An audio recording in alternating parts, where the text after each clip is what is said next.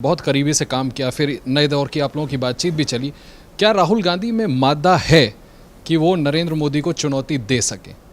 अभी जब आप, इससे जुड़ा ही सवाल पूछ रहा हूँ, अभी जब आपकी इंटरेक्शन चल रही थी, इतनी बातचीत चल रही थी, उस दौरान, correct me if I am wrong, हमारी जानकारी है कि आपने पूर्णकालिक अध्यक्ष की भी बात की कि प्रेसिडेंट फुल टर्म का होना चाहिए।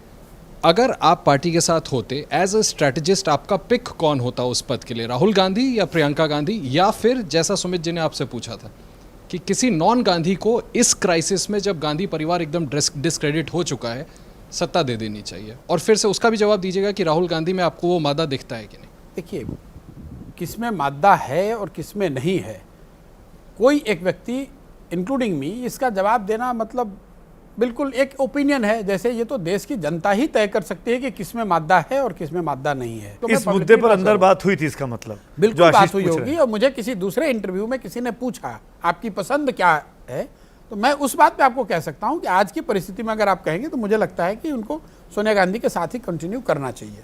अक्सर ये कंट्रोवर्सी हो जाती है कि राहुल गांधी बड़े इनकंसिस्टेंट पॉलिटिशियन है, बड़े बड़े मसले होते हैं और वो विदेश चले जाते हैं। अभी 2 रोज़ पहले की बात है, एक तस्वीर बड़ी वायरल हो गई काठमांडू की। मैं आपसे पूछना इसलिए चाहता हूँ कि अगर आप स्ट्रैटेजिस्ट आज की तारीख में उनके होते, तो क्या मौजूदा परिस्थिति में जब नरेंद्र मोदी नाम की चुनौती उनके सामने खड़ी है, क्या आप उनको ये सलाह देते कि इस तरह की तस्वीरें भारत की संस्कृति को देखते वो अवॉइड करनी चाहिए, या it's all good, no problem, carry on?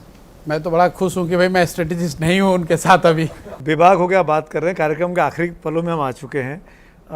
एक रैपिड फायर राउंड आपके साथ खेलना चाहता हूँ। आपको विकल्प नहीं है, आपके पास 2 विकल्प दे दूंगा, एक विकल्प को चुनना है, ठीक है? मैं स्किप कर सकता हूँ। आप मेहमान हैं तो मान लेंगे हम चाहेंगे नहीं कि आप स्किप करें। नरेंद्र मोदी या सोनिया गांधी, कौन बेहतर? किस चीज़ में?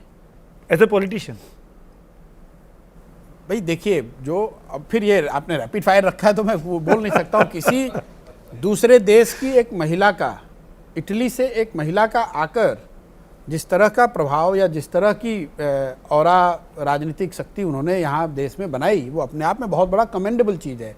मोदी जी जहाँ से आके एकदम बिल्कुल निचले स्तर से आकर और जहाँ पहुँचे, वो भी बहुत कमेंडेबल है। दोनों अलग अलग बात है, उन दोनों को कंपेयर करके बता पाना बहुत मुश्किल है। 2 किरदार के नाम ले रहा हूँ, उससे एक को पसंद करना, बताना है क्यों। चाणक्य या चंद्रगुप्त? चाणक्य। क्यों? भाई उन्होंने बनाया।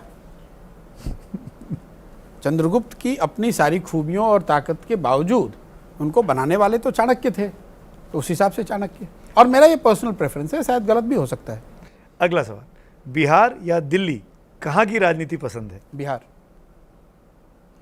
राहुल या प्रियंका, कांग्रेस के लिए कौन बेहतर है? ये कांग्रेस को तय करना है। कांग्रेस के लिए अच्छा क्या है, गांधी परिवार का अध्यक्ष या गैर गांधी अध्यक्ष? आज के संदर्भ में गांधी परिवार।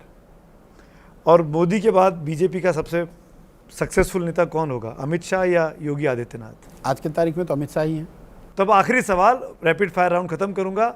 एक चीज सुनना पड़े, एक साथ अगर 2 लड्डू आपके पास आए, एक पे लिखा हुआ है बिहार का मुख्यमंत्री, एक पे लिखा हुआ है देश का प्रधानमंत्री, कौन सा उठाएंगे प्रशांत किशोर? आप बिहार की बातें कर रहे हैं। मैं वही कह रहा हूँ, दोनों को छोड़कर पानी के लिए भागेंगे पानी पीने के लिए भागेंगे। बहुत बहुत शुक्रिया प्रशांत भाई, आप आए, अच्छे से लेके बात की हम लोगों के साथ। तो प्रशांत किशोर के साथ तमाम वो सवाल, तमाम वो लंबी बातचीत आपने देखी, सुनी। उम्मीद करते हैं कि प्रेस कॉन्फ्रेंस का ये पहला एपिसोड आपको अच्छा लगेगा। और किन किन खास मेहमानों से आप मुलाकात करवाना चाहेंगे, मिलना चाहेंगे, हमको ज़रूर अपने फीडबैक दीजिए। पंजाब ते पंजाबीयत दा परछावा, पंजाबी साडियां बावां, ABP साझा। हुण देखो अपने टीवी स्क्रीन ते टाटा प्ले चैनल नंबर 1929 ते। ABP साझा देखण लई अपने केबल ऑपरेटर नूं अज ही संपर्क करो। ABP साझा, जोश, जज्बा, जुनून।